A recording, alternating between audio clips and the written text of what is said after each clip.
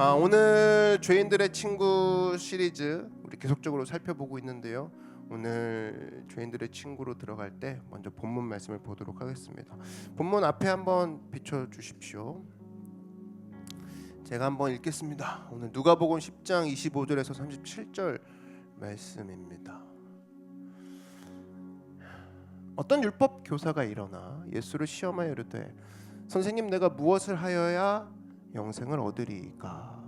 예수께서 이르시되 율법에 무엇이라 기록되었으며 네가 어떻게 읽느냐? 대답하여 이르되 네 마음을 다하며 목숨을 다하며 힘을 다하며 뜻을 다하여 주 너의 하나님을 사랑하고 또한 네 이웃을 내 자신같이 사랑하라 하였나이다.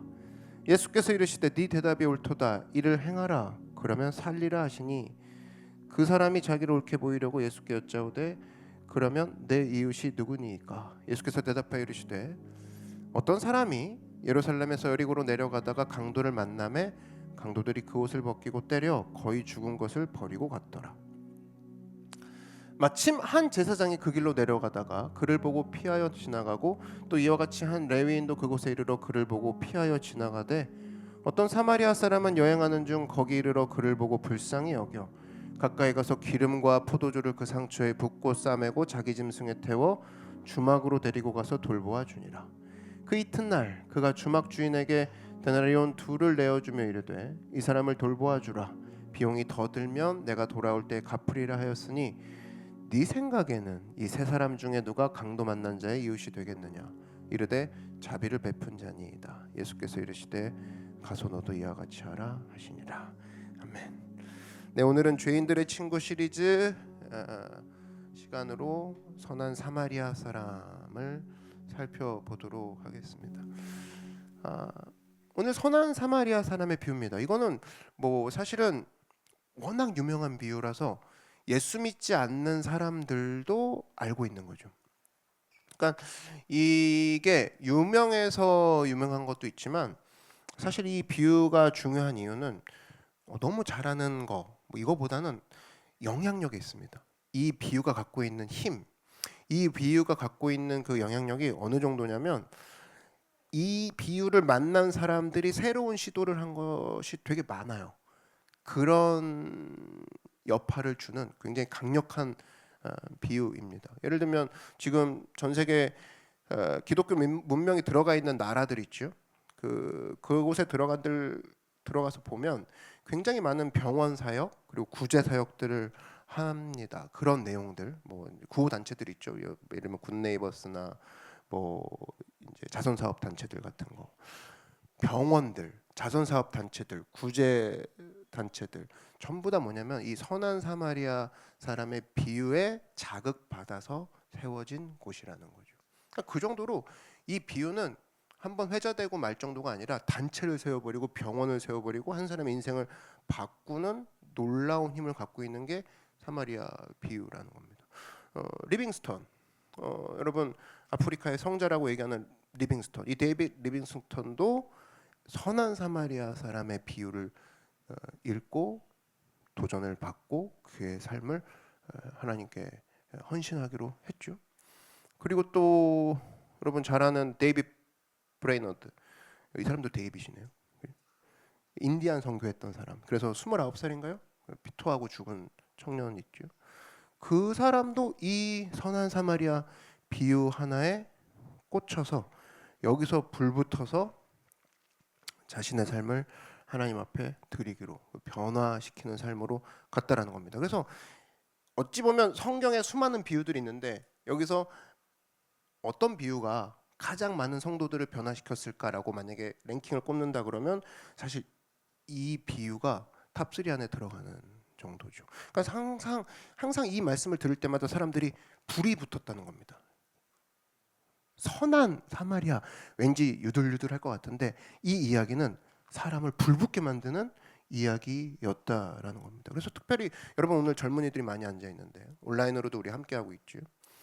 그랬을 때에 내 몸을, 나의 삶을 불태우는 자리로 가기 위해 이렇게 건강하게 자극시켜주는 말, 건강하게 자극시켜주는 비유, 바로 선한 사마리아 사람의 비유라는 겁니다.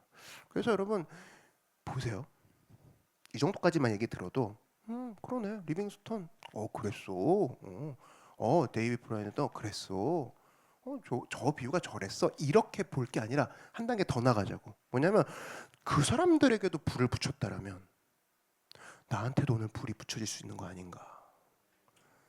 거기까지 한 번만 더 가자는 거예요. 그랬을 때 내 삶이 변화된다는 겁니다.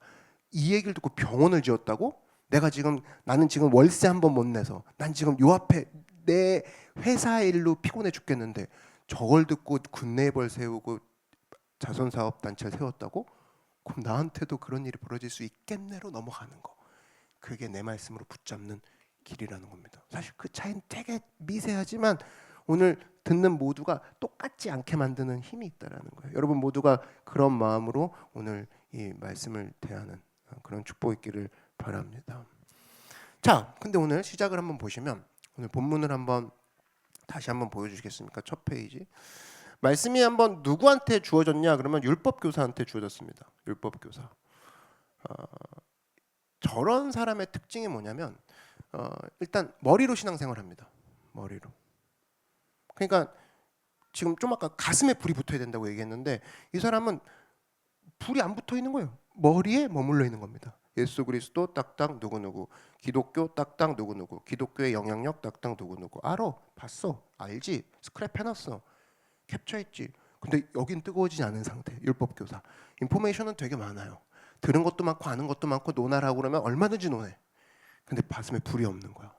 근데 뭐라고 합니까? 선생님, 내가 무엇을 하여야 영생을 얻으리까? 약간 잘난 척하는 거죠. 그러니까 예수님은 이럴 때 여러분 예수님 방법이 되게 웃깁니다. 대답 안 해줍니다. 무엇을 얻으리까? 그러면 다시 묻습니다. 예수님은 질문에 질문을 하죠. 질문 받았을 때 질문하는 횟수가 더 많으세요. 그러니까 웬만해서 대답을 하는 경우가 별로 없으세요. 한 3번 정도고 나머지는 질문에 질문으로 해서 이 사람이 생각하게 합니다. 뭐라고 하냐? 율법에 무엇이라 기록됐으면 너가 어떻게 읽어? 너 어떻게 그거 해석해? 그랬을 때 대답하여 이르되 대답을 합니다. 그래서 내 마음을 다하여 목숨을 다하여 힘을 다하여 뜻을 다하여 주 너의 하나님을 사랑하고 또한 내 이웃을 다시 생각같이 사랑하라 하였나이다. 정확하게 얘기합니다. 정확하게 얘기합니다. 그러니까 이건 뭐냐면은 사실은 이 정도로 얘기하고 요약한 거거든요. 여러분 사람이 요약했다 그런 건 진짜 잘 알고 있는 거예요. 그죠? 요약을 한 거야. 그러면 율법을 잘 알고 있는 사람이고 정통한 사람이고 요약하는 능력도 알고 있고 성경의 본질도 알아. 근데 문제는 뭐였냐? 그대로 살 수 있는 불붙는 마음이 없었다라는 거야. 예수님이 거길 향해 좁혀가는 겁니다. 다 알아. 마음 체크 좀 해보자 이 얘기입니다. 마음 체크 좀 해보자. 예수님이 뭐라고 합니까? 인정해 주시오. 네 대답이 옳도다. 맞았네. 이렇게 얘기하죠. 그럼 뭐라고 합니까? 일을 행하라. 우리 여기서 멈춰 있죠. 현대 크리스천들. 대답이 옳도다. 맞죠? 저 교육 잘 받고 저 웬만한 거 이제 잘 압니다. 다음 주에 배워 목사님. 근데 목사님 예수님 뭐라고 합니까? 네 답이 옳아. 맞아. 너 옛날보다 많이 읽어 성경. 그래. 근데 이제 행해. 그러면 살리라. 맨날 죽을 것 같죠. 왜 이렇게 답답하죠? 교회 다니는데 왜 이렇게 답답하죠? 죽음 같은 느낌 있죠? 왜? 일을 행하라. 여기로 안 넘어가니까. 저 부분입니다. 이게 사실은 예수님 이야기예요. 왜 요즘 죽는 느낌이 들죠? 답답하죠? 먹먹하죠? 교회 다니지만 프레시하지 않아요. 그게요, 여러분 다른 걸 찾아다닌다고 이게 해결되는 문제가 아니라 오라 여기까지 온 거야. 그러면 뭐래요? 행하라. 그러면 산대. 사실 예수님이 굉장합니다. 여기에 모든 걸 담아내신다라는 거죠. 뒤집어 얘기하면 알긴 아는데 행하지 않으니까 넌 죽고 있어 그 얘기입니다. 그잖아요. 뒤집어 얘기하는 걸 해보면 금방 명료하게 드러납니다. 그래서 머릿속으로만 있는 신앙은 죽은 신앙이다. 그 얘기가 여기서 나오는 거예요. 한번 따라 말씀해 주시죠. 머릿속에 있는 신앙은 마비된 신앙이다. 네, 아는데 못 움직이니까. 아는데 못 움직이는 거예요. 그래서 여러분 실제로 우리가 살면서 신앙생활할 때 보면 성경에 있는 수많은 말씀들이 있습니다. 그 많은 말씀이 다 필요한 게 아니죠. 봐봐요. 이제 주 예수를 믿으라. 그리하면 너와 내 집이 구원을 받으리라. 사실은 이 한 말씀 딱 들고 요거 한 구절 가지고 어디 있는지도 잘 몰라. 이런 사람은 이거 어디 있긴 있는데 그 구절이 기억이 안 나는데 정확히 그 구절 한 구절에 꽂혀가지고 많은 사람을 살리는 사람이 있는 반면에 그런 사람과 너무 달리 신학 공부합니다. 그리고 박사도 따요. 근데 한 명도 세우지 못하고 교회만 어렵게 하는 사람 되게 많습니다. 이건 마비된 신앙이라는 거예요. 불붙는 마음이 없는 거죠. 여러분 어떤 인생을 살기 원합니까? 한 구절에 불 붙어갖고 많은 사람 세우는 사람이 될 것이냐? 이를 행하라 그러면 살리라. 많이는 아는데 한 명도 살린 적이 없어. 이건 뭐랑 똑같냐면 여러분 우리 밥 먹을 때도 영양분 먹는다고 건강해지나요? 계속 좋은 거 먹는다고 건강해집니까? 움직여야죠. 좋은 것만 계속 먹고 있는 상태를 뭐라고 해요? 비만이요. 그 영적 성인병이에요. 너무 좋은 걸 다 알아. 그러니까 먹고 운동하지 않으면 비만에 걸리는 것처럼 읽고 행하지 않으면 비만에 걸리는 겁니다. 머리만 커진 크리스찬이 거기서 나오는 거예요. 교만이라는 혈류를 막는 그런 콜레스테롤이 나오죠. 그래서 여러분 우리가 말씀을 읽고 난 다음에 반드시 해야 될 건 뭐냐? 말씀대로 행하는 거. 그걸 얘기하는 겁니다. 우리는 거기서 이제 핀트가 나가죠. 뭐 굳이 행하나? 그걸 간단히 말해서 예수님의 순종이라고 하는 거죠. 순종하라.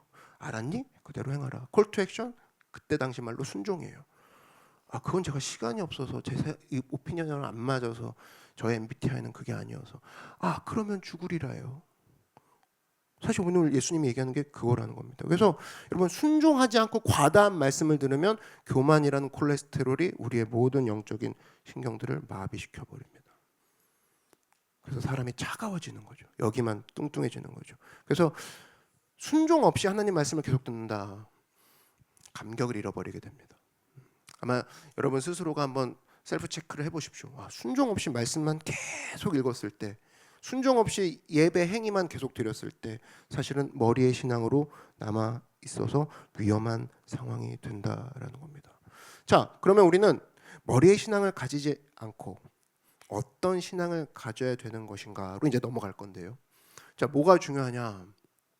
어땠을 때 내가 움직이게 될 것이냐라고 했을 때 이 한 가지 마음이 필요합니다. 바로 불쌍히 여기는 마음. 한번 따라 말씀해 주십시오. 불쌍히 여기는 마음. 네, 불쌍히 여기는 마음이 생기면 그때부터 움직이기 시작한다는 거예요. 그때부터. 그러니까 많이 알고 있다고 움직이는 게 아닌 건 알았고 어떻게 움직이죠? 그럼 트리거가 뭐죠? 불쌍히 여기는 마음이 있을 때 움직일 수 있다라는 겁니다. 자, 오늘 본문을 한 번 더 보여주십시오. 두 번째 페이지를 보여주시면 될 것 같습니다. 자, 강도 만났죠? 두 번째 페이지에 자 등장하는 제사장 등장하고 레위인 등장해요. 자, 요걸 한번 보세요. 자, 제사장 등장하고 레위인 등장한다. 저 사람들이 등장하는데 이 사람들의 특징, 공통점이 있습니다. 뭐냐면 둘 다 구경하는 마음이라는 거예요. 강도 좀 너무 아침에 일찍 나왔네. 비봐 이러면서 지나가는 거예요. 반면에 선한 사마리아 사람의 마음은 뭐였냐? 하나예요. 어떻게 불쌍해. 요거 하나로 나중에 수많은 액티비티가 나오죠. 그들의 차이점, 그들의 삶 가운데 움직였던 차이점이 뭐냐라고 했을 때 불쌍히 여기는 마음 하나라는 겁니다. 지금 제사장은 뭐냐면 직업이 예배드리는 사람들이에요. 그죠? 목사, 교역자 이런 사람들이죠. 그러면 사실은 정당한 핑계가 나옵니다. 예배가 드렸습니다. 이런 거죠. 지금 오디오선을 안 갖고 와갖고 영상선 가지러 가는 중입니다. 이런 거죠. 정당한 핑계 될 수 있어. 레위인은 봉사자들입니다. 서번트 리더들 사람들이죠. 지금 늦어가지고 제가 지금 가서 주차증을 빨리 줘야 돼서 제가 가서 지금 마이크를 연결해야 돼서 할 수 있어요. 근데 봐봐요. 행정적으로 문제가 없을 수 있지. 그럴만해. 여러분 그럴만해로는 세상을 변화시킬 수 없습니다. 다 정당한 핑계란 말이야. 뭐가 없었냐? 문제점 하나예요. 불쌍히 여기는 마음이 없었다. 예수님은 그걸 얘기하고 싶은 거야. 지금도 여러분 저도 하고 싶죠 목사님. 저도 뭐 생각이 있어요. 근데요, 제가 지금 예배 드리러 가야 돼서 약속 잡아놓은 게 있어서 제가 뭐 일이 있어서. 반면에 사마리아 사람은 자기도 약속이 있고 자기도 핑계 있지. 아마 이 사람들보다 더 바쁜 사람일 수도 있어요. 근데 문맥을 봐선 모르지. 근데 확실한 건 뭐냐? 사마리아 사람은 어떤 소스가 있어도 순간적으로 불쌍한 마음이 먼저 결정적으로 우선순위에 올라갔다는 겁니다. 우선순위 우리가 얘기하는데 우선순위라는 단어가 한국에 나온 지 얼마 안 되거든요. 1990년대쯤에 등장했는데 저는 우선순위도 좋지만 알면 뭐 할 거야? 우선순위가 다른 순위를 제치고 올라가는 속도를 생각해 봐야 돼요. 우선순위가 다른 순위를 점령하는 속도를 생각해 보라고. 현장에서는 가만히 우선순위를 알고 있는데 못 움직여. 집에 와서 할 걸. 그게 우선순위였습니다. 큐티만 할 거야? 내가 우선순위 알고 모르는 사람 거의 없습니다. 대부분 알아요. 절대 주권 하나님, 뭐 이 땅에 하나님 평화, 예수님대로 살자. 왜 몰라? 그걸 다 알지. 근데 얼마나 빠르게 점령할 거냐는 거예요. 우선순위가 속도를. 그냥 우선 속도를 얘기하고 싶습니다. 우선 속도, 우선순위 속도. 그래서 마찬가지로 여러분, 영혼은 누가 살리냐? 성경 많이 하는 사람이 살리는 게 아니에요. 불쌍히 여기는 사람이 살리는 거야, 그 사람을. 너무 심플하지 않습니까? 학위를 딸까요? 아니면 제가 뭐 봉사를 오래 할까요? 이번 주 착하게 살았어야죠. 아니야. 불쌍히 여기는 마음에 있으면 사람 살릴 수 있고, 뒤집어 얘기하면 불쌍히 여기는 마음이 없잖아? 아무도 못 살린다는 거야. 정말 아무도. 그 얘기를 하고 있는 겁니다. 예수님 안식일 날 병자를 고치셨어요. 딱 하나. 그를 움직였던 마음은 딱 하나. 불쌍히 여기는 마음. 요거 하나로 그 사람들한테 다가갔다는 겁니다. 남들의 댓글은 신경도 안 썼다는 거지. 안식일 날 그렇게 움직이시면 안 되지. 신경도 안 쓰는 거예요. 시비 거는 사람 뭐 합니까? 그런 마음이 없기 때문에 계속 시비 겁니다. 저건 종교적으로 아닌데 이렇게 얘기하는 거죠. 근데 예수님은 하나만 생각하는 거예요. 불쌍히 여기는 마음 하나로 갔을 때 그 사람 살렸고, 다른 사람들은 불쌍히 여기는 마음이 없으니까 많은 사람들을 넘어지게 만들더라는 겁니다. 불쌍히 여기는 마음. 제가 한 번은 이런 얘기 들었습니다. 어떤 아이가 부모하고 얘기를 나눠요. 불쌍한 사람을 봤어. 자기가 본 것 같아. 그래서 엄마한테 얘기해서 엄마, 아빠, 얘기를 하는 거예요. 내가 불쌍한 사람 봤는데 도와줘야 돼요? 이렇게 얘기를 해요. 근데 저는 좀 거기서 좀 다르게 생각했습니다. 야, 불쌍하면 도와줘야 되는데 이걸 굳이 물어보는 것도 이미 잘못된 교육을 보여주는 단면이구나. 아이는 물어보는 거예요. 불쌍한데 도와주고 싶은 마음이 이미 있고, 거기에 대해서 어떤 가이드나 오히려 그 열정을 꺼트리는 세상에 살고 있구나. 저는 그거에 대한 생각이 좀 들더라고요. 그래서 불쌍하면 도우면 되거든요. 불쌍하다 머릿속에 있고, 돕다 행동. 이걸로 넘어가는 지점에 우리가 내가 얼마나 빨리 준비되고 있고 얼마나 이 혈류가 잘 통과시킬 수 있는 사람인가를 체크하는 거. 이거보다 중요한 것은 없다라는 겁니다.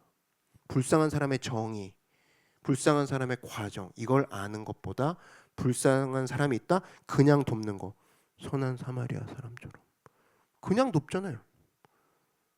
그냥 돕잖아. 오늘 34절 보니까 다시 한번 보여주실까요? 이 그냥 돕는데 여러분, 도울 때는 항상 뭐가 따르냐? 희생이 따릅니다. 보면 가까이 가서, 일단 가까이 가죠. 기름과 포도주를 그 상처에 붓고, 굉장히 비쌌습니다. 그리고 이거를 부어주죠. 그리고 자기 짐승에 자기가 타야 되는데 이 짐승에 그 사람을 올립니다. 그리고 주막으로 데려가서 돌보아 줬어요. 근데 뒤에 애프터 서비스까지 하죠. 데나리온 2를 내어주며 돌보아 주십시오 부탁하고, 비용 더 들면 내가 올 때 갚겠습니다. 여기서 할 수 있는 게 뭐냐? 열정만 있다고 사람을 살릴 수 없다라는 겁니다. 열정이 있고 사람을 정말로 살리기 위해 필요한 것이 바로 뭐냐? 나의 시간과 나의 재정과 나의 능력과 내가 갖고 있는 것을 버리지 않고는 절대로 한 사람을 주막으로 이동시킬 수 없다는 걸 보여주죠. 힘내세요. 힘내세요. 화이팅. 기도하겠습니다. 이따 봐요. 죽어요. 어머 내장이 튀어나왔네. 기도하겠습니다. 살릴 수가 없어요. 이전에도 얘기했죠. 현대인의 그 기도하겠습니다라는 그 댓글은 의외로 방어 기제로 활동하고 있다고. 같이 해야죠. 기도하고 있습니다. 제가 갈게요. 기도하고 있습니다. 좋아요, 좋아요, 좋아요. 아무 일이 일어나지 않습니다. 그건 오히려 내가 피할 수 있는 채널을 만들어 줄 수 있는, 이 시대에 볼 수 있는 특징이 될 수 있다라는 거예요. 같이 가야죠. 같이 가야죠. 그래서 중요한 건 뭐냐? 여기서 할 수 있는 것도 그거죠. 하나님이 내게 주신 물질과 축복도 썩을 수 있다라는 걸 보여줍니다. 제사장 레위인 돈이 없었을까? 재능이 없었을까? 있었죠. 구구법도 알고 있었을 수도 있어. 안 쓰고 가잖아. 썩은 거예요. 선한 사마리아인 얼마가 됐든 어느 재능이 있든 가서 돕잖아. 안 썩었어요. 흘려보낸 거죠. 축복과 물질로 썩을 수 있다는 걸 보여줍니다. 어디다 써야 되냐? 영혼을 살리는데 써야 된다는 겁니다. 우리 피하 지방에 있는 그것도 마찬가지죠. 쌓여 있는 지방 어떻게 이거를 없앨까? 썼을 때 없어지잖아요. 썼을 때. 오늘 선한 사마리아인이 보여주는 것이 바로 그겁니다. 자, 그러면 이제 오늘의 적용으로 들어가는데, 이 적용은 예수님이 마지막 질문을 던지는 걸로 말씀해 주십니다. 자, 질문을 하시죠. 네 생각에는, 갑자기 포커스를 얘한테 맞춥니다. 야, 그러면 너 성경 잘하는 애, 교회 잘 다닌다고 생각하는 애, 너 그래, 네 생각에는 저요? 뭐든지 대답할 준비를 하고 있는 거죠. 이제 아까 것도 다 맞췄는데, 이 세 사람 중에 누가 강도 만난 자의 이웃이 되겠느냐 묻습니다. 그 질문의 방향이 벌써 틀리죠. 여러분 봐요. 누가 세 사람 중에 이 사람의 이웃이 될 거야를 묻는 예수님과, 우린 보통 어떻게 생각해? 평소에 저한테 이웃이 없어요. 누가 저의 이웃이 되어줄까요를 묻죠. 우리는. 예수님 뭐예요? 주도권을 갖고 있죠. 누가 이웃이 되어줄 거야를 묻지만, 우리는 그래요. 난 나를 중심으로 생각합니다. 난 친구가 없어. 교회 왔는데 친구가 없어. 오랜만에 교회 왔는데 아는 사람이 없어. 오랜만에 교회 왔는데 이웃이 없어. 어색해요. 많은 사람이 없어서. 근데 예수님이 그런 겁니다. 왜 너는 그렇게 주도권 놓친 이야기 하느냐? 너는 누구의 이웃이 되어줄 거냐를 묻고 있습니다. 여기서 크리스찬 세계관이 나오는 겁니다. 이 질문을 통해서, 그렇죠. 야, 강도 만난 사람의 이웃이 누가 될 수 있을까? 그러면 그 이웃이 될 수 있는 권한은 누구한테 달려 있어요? 나한테 달려 있는 거예요. 내가 가는 순간 내가 이 사람의 이웃이 되어주는 거야. 주도권이 있어요. 능동태라고.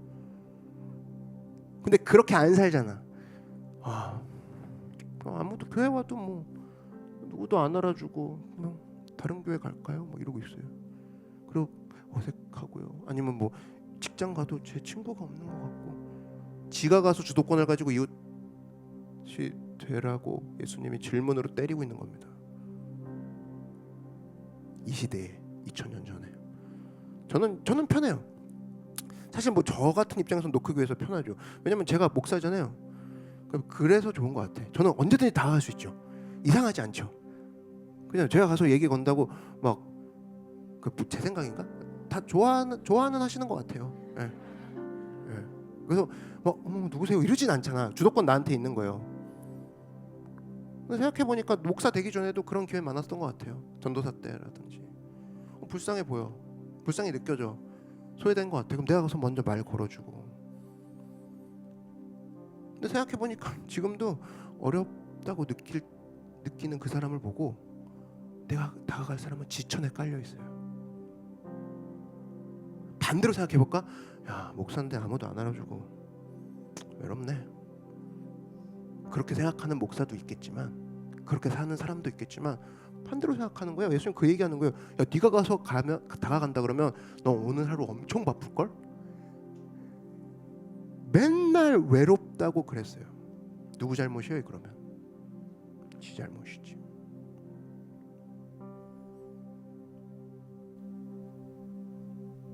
그랬을 때 내가 환영해 줘야 될 사람, 내가 케어해 줘야 될 사람들만 만나도 나는 내 평생에 시간이 부족하다는 걸 알았어요. 주도권 아닙니까? 이 사람 케어하고, 그다음 너는 내가 2시에 갈게. 너는 카톡으로 얘기하자. 근데 반대로 생각하죠. 2시에도 연락이 없네. 아무한테도 여자 카톡 그냥 탈퇴할까? 아무도 연락 안 오네. 그렇게 살 수 있잖아. 예수님이 그 판단을 뒤집어 버리는 겁니다. 이거 담임 목사만 할 수 있는 게 아니야. 누구나 할 수 있다라는 거예요. 누구나. 그러니까 이웃이 없다라는 건 누구 책임이냐? 내 책임이라는 거야. 그 얘기를 한 겁니다. 너는 누구의 이웃이 되어줄 거냐? 저는 어떤 집사님의 간증을 한번 들으면서 좀 희한한 간증이었습니다. 간증 그러면 좀 이제 해피엔딩이고 막 그래야 되는데, 이분은 약간 회한의 간증이었어요. 이불킥하는 간증이었는데, 젊었을 때 사람들이 귀찮았대요. 잘 나가서. 그래서 이 기도를 이렇게 했대요. 하나님, 저 귀찮아 죽겠으니까 혼자 사는 게 제 소원입니다. 저 아무도 건드리지 않게 해주세요. 그렇게 기도를 했다라는 거야. 그래서 자기가 생각할 때 하나님이 기도를 응답해 주신 것 같아. 친구들이 다 떠나가기 시작하고, 남편도 떠나가고, 가족도 떠나가고, 주변에 있는 사람들이 다 떠나가 버렸대요. 지금은 자기 주변에 남은 사람이 없다고.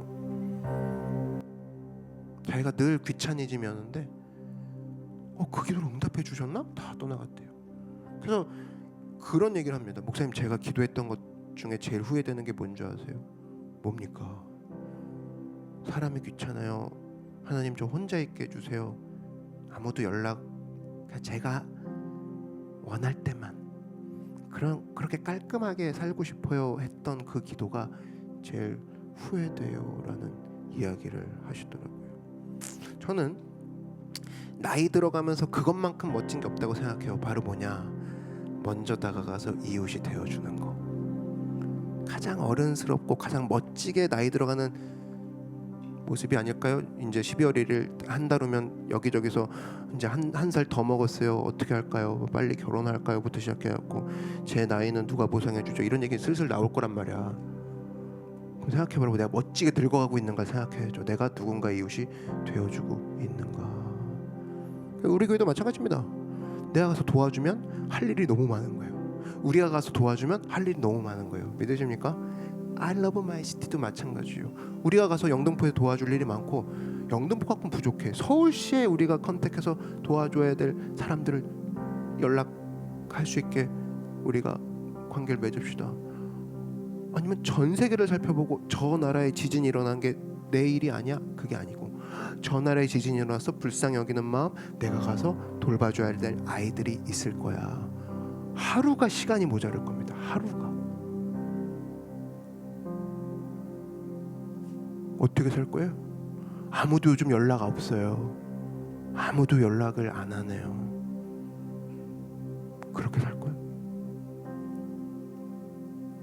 예수님이 거기에 대해서 이제 얘기를 하는 거죠. 불쌍해지는 마음, 불쌍히 여기는 마음.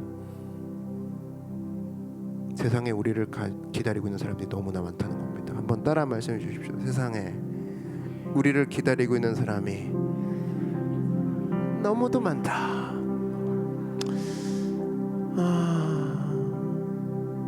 여러분, 사실 오늘 제사장도 받고 레위인도 받고요. 그리고 율법 교사한테 예수님이 뭐라고 하는 것도 우리에게 적용시키면서 보기는 했지만, 사실은